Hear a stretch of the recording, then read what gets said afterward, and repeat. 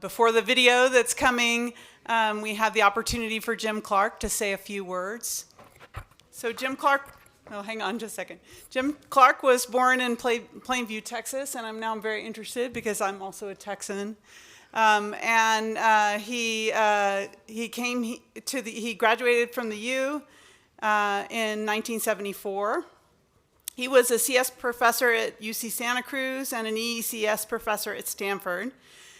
And we probably, I personally, as someone who got their PhD in the 90s, remember him as from the Silicon Graphics days, because I had an SGI Octane on my desk when I was starting my research career. He also led teams founding Netscape, Healthion WebMD, and a bunch of other things, and I'll let him speak. Thank you.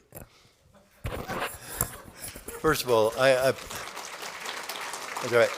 I apologize. I've had to.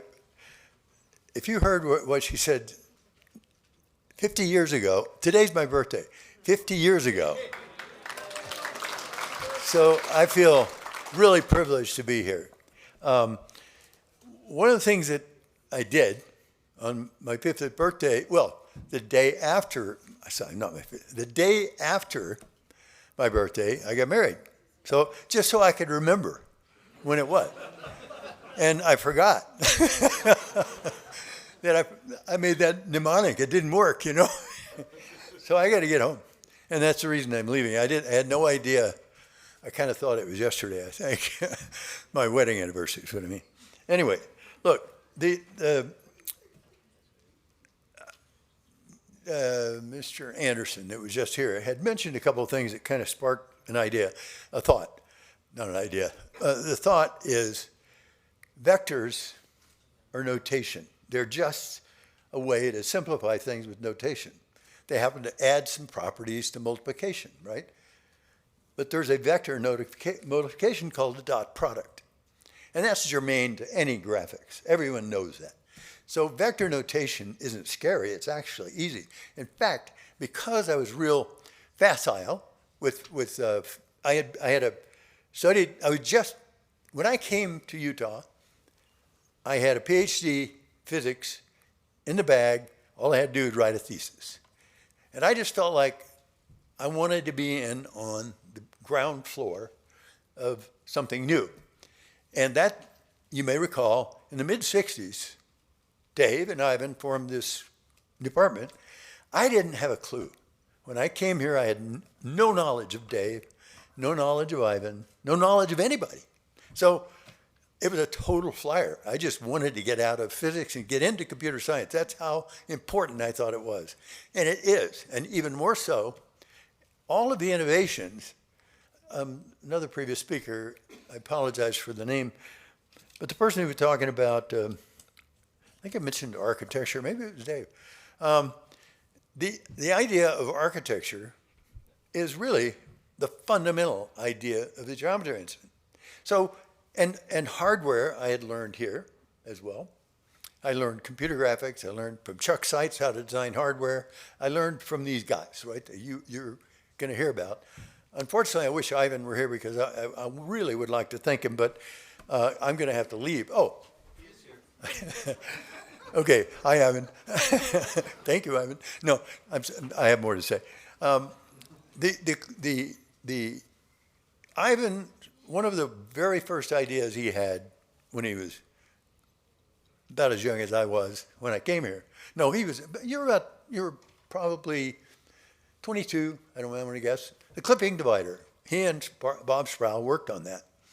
And the clipping divider was the thing that inspired me at the time I came here. I used it in my PhD. I was so inspired by it. Fast forward, Stanford. What was unique about Stanford for me? It was architecture. That's another thing that Ivan and was instrumental in teaching me about architecture. But that isn't my point either. It kind of goes to Anderson's point about architecture, parallelism you get from architecture. And parallelism he was referring to, I'm not sure exactly what he meant, but I kind of know because we all know you can do things in parallel. But the kind of architecture. So when you combine chips, right? The real thing that I feel I did was combine the idea of a chip with an architecture of a pipeline applied to computer graphics. That's a summary of it. The pipeline was instrumental, and that man taught me that. He taught me about parallelism because the clipping divider was that. That clipping divider gave me the complete inspiration. I swear to God. I went on a hiking trip at Yosemite. I knew all of these things. And I was walking along, and this sounds weird, but it's absolutely true. Bam. I had been thinking about the problem of how to get graphics, to do all this stuff. I was obsessed with the clipping divider. And I just went,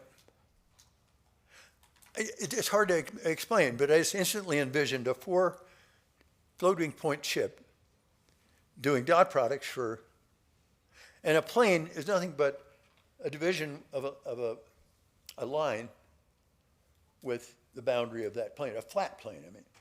So it just hit me. And the rest of what the clipping divider is irrelevant because clipping divider mainly was a clipping engine. That's the first thing I thought of. Polygons are planes. Polygons clipping with planes. You do that, put them in a pipeline, and you've done it for four planes. And that forms the viewing frustrum, yada, yada, yada. So I just want to say architecture, chips, all of those things kind of meld together to make ideas come. And that's generally true everywhere, right? You make an idea come by, I think, what I have done is made ideas come about through combining different things.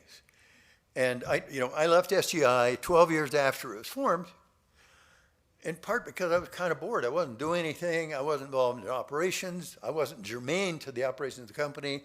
CEO didn't like me, so I just left. And it was a nice change because the very next day, I met Mark Andreessen. And he and I spent 3 months, yada, yada, yada, yakking about, commiserating, right? Commiserating. I was pissed about it, the CEO of SGI. He was pissed because the University of Illinois had kind of taken credit for his idea. But he's the second genius I met. First was Ivan, and Mark Andreessen was the second genius I've ever been, that I recall meeting. I mean, that doesn't mean everyone I met is not a genius. But basically, I think that the ideas come from that. Merging, mixing, changing, that's where ideas come from. I don't know what other people think about it, but that's what I think. And when I went to form Netscape, that thing was just a huge pedal to the metal. We knew Microsoft was going to kill us if we didn't. So by this time, I'm a real business guy because Microsoft is going to kill you. They will, if you have anything to do with killing them. And so, we were just paranoid. I'm still paranoid, especially when I'm tired, and I'm really tired right now. So watch out. No, seriously, I just, so we'd rushed through everything. We were just pedal to the metal at Netscape. Because Mosaic was a brilliant thing, and we had to get it out. And that's another fundamental thing, architecture of a business, right? A business has architecture too. You got different departments, you got all of these different things, and people in it form a fundamental architecture. So I think architecture is really, really important because it transmits the software, hardware, whatnot. My experience has mostly been in the hardware side, but even so, is Martin Newell here? Not in here. I wish he were, because he was an inspiration of the OpenGL, or the GL, as we called it at the time. I used it. So there's a lot to be said. I had hoped to give a longer talk and talk about some of these things, but I'm not going to have time. I've already used 11 minutes. So the next thing I want to say is that essentially, and this is more of a thank you to Ivan, what what changed for me is meeting Ivan. Ivan was the most kind of lucid, luminous, kind of brilliant guy who had a lucid mind. And he could just talk about, he was captivating. So I was captivated by Ivan. And I tried to model myself, you know, I guess for the rest of my life, on a type of thinking, a lucidity, sort of free-thinking spirit, in a way. And I think it led to all of my success, and I've been reasonably successful. I just think I owe it to Ivan. And so here's to you, Ivan.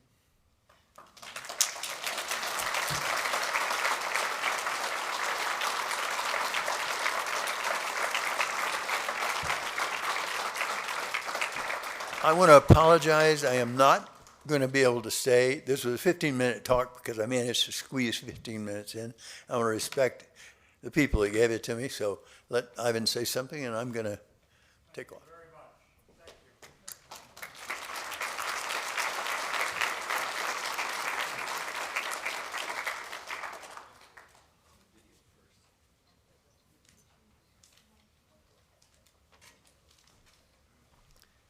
So we've been spending most of today looking backward, and for the rest of the session today, we're going to look forward. And so one of the things I wanted to do is hear from our new faculty. We have 17 assistant professors right now, and so I had this idea, well, we can't have them all talk because it'll take too long. So instead, we made a video. And I sent out this email thinking, you know, maybe I'd get 8 or 10 of them to show up.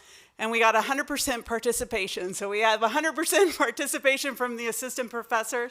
I'm not sure that that would happen if I'd asked the full professors to do it, but I'm very happy to be able to present to you a video. It's real short, and then we'll take a short break before the final keynote. So hopefully you can play it.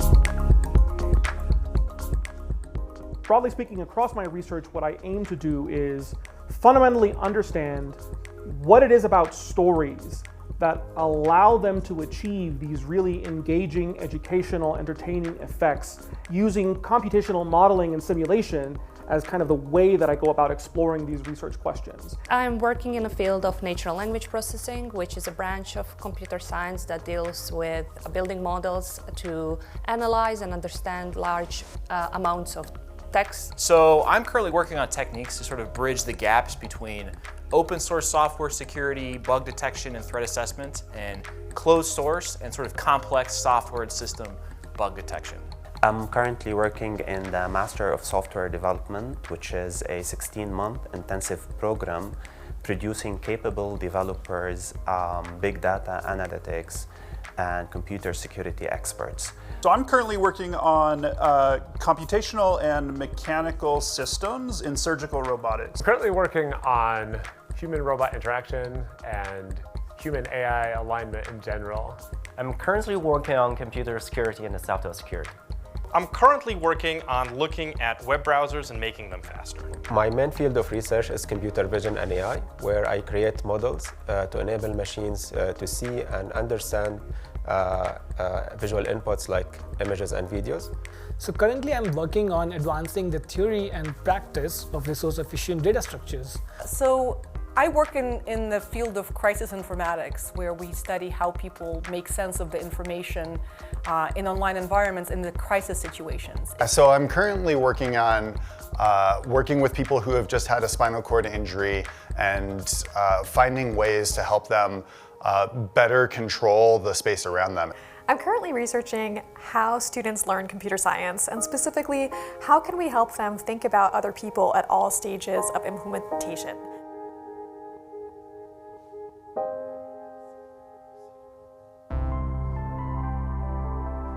So The biggest challenges that I think are facing human-centered computing, which is the broad area that I work in, are related to the sort of different ways that people interact with technology. This is really difficult to accommodate because we can't use our traditional methods to just sort of probe what is it that you do or that I do, because everyone does something different and we can't talk to everyone. So to me, the major challenge is how to create abstract mathematical models for real-world problems. So we have really great algorithms that can teach simulated robots to do really complex, fun tasks on the computer, but as soon as we bring these things into the real world, all of a sudden the robot has to deal with different lighting conditions, different object properties, and really being able to generalize from sim to real is a hard problem in robotics. But a big challenge is making that transition from the lab out into the real world, because that's the only way that we can actually have an impact on people's lives. One of the main challenges in my area is how do we teach students to think about ethics in a meaningful way within computer science? I think ethics is something that instructors and students are thinking about broadly, but it's not always clear how big ideas about ethics or big scandals that they read about in the newspaper might affect what they're learning about on their homework. One thing we're thinking a lot about is making sure that as we grow, anybody who's interested in computing can succeed in the major, and this means making sure that even people who might not see a bunch of people who look like themselves in the field can still feel like they're in the right place and they're welcome and they belong.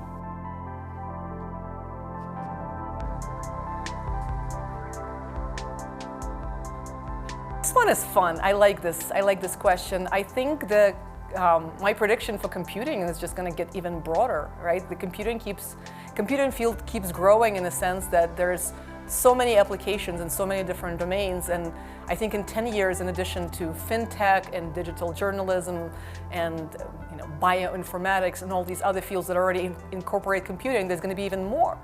I think in the nearest future we will be able to build systems which are fully verified, essentially come with a mathematical proof about their correctness. That will be great because it means that we will be able to build software which is bug-free and resilient to exploitation. I think one major trend, obviously, is artificial intelligence. People have saying it's really influenced the world. It's not just some bubbles, some buzzwords. But what I hope at least will change is that every company that is working on AI and developing these models must have safety as their first principle, and that they are not allowed to exist if they don't have it. So that's only possible if we have better regulation and better accountability. So that's my hope for the next 10 years. I would like us to move in computing toward developing technology that lets us imagine, create more just and equitable futures than the ones that currently exist in our society.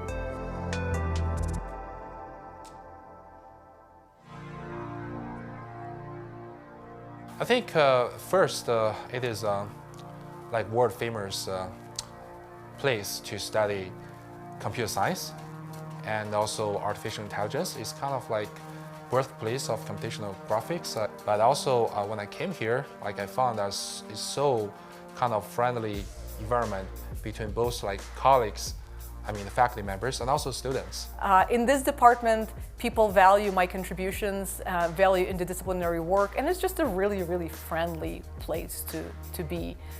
So I chose the Kahlert School of Computing because I was really impressed with the collaborative nature of all the research going on, the fantastic faculty across a wide range of different areas, and just, yeah, a really nice atmosphere and also a great location right here nestled in the mountains. I'm really outdoorsy. I like to be in the mountains as much as possible, and this place actually gave a possibility that you can do research in the morning, teach a class or a lecture in the afternoon, and then go for a big hike in the afternoon. And that is the kind of work-life balance I want in my life.